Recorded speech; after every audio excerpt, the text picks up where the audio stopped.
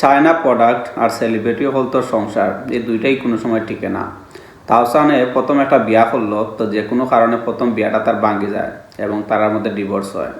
তাওসান কিছুদিন আগে আর একটা বিয়া করে, তো এইখানেও আসলে তারা বাঙ্গার সুর উঠছে, এই বিয়াটা হয়তো তারা ভাঙি দিতে পারে।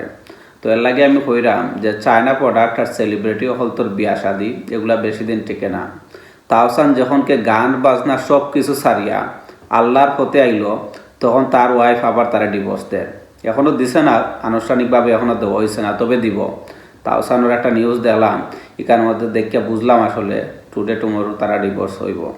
তো আমি চাই না তাদের ডিভোর্সটাও হোক, কারণ তাওসান অনেক গান বাজনা করছে, অনেক অভিনয় করছে, দিন শেষে আল্লাহর রাস্তায় ফিরিয়ে আইছে। এখন যদি আল্লাহর রাস্তায় ফিরিয়ে হওয়ার কারণে যদি তার বর্তমান ওয়াইফে তারা ডিভোর্স দেয়, তো এই মহিলাটা খুবই জঘন্য। আমার ধারণা এই মহিলাটা খুবই জঘন্য। যখন একটা ব্যক্তি আল্লাহর রাস্তা ফিরিয়ে আইলো, যখন একটা ব্যক্তি কুললে গান বাজনা সারিয়া আল্লাহর রাস্তার পথে আইলো, তখন যদি ওই একটা মহিলা যদি তার ডিভোর্স দেয়, তাহলে ভাবিয়া নিবা ওই মহিলাটা কোনো সময় ভালো নাই।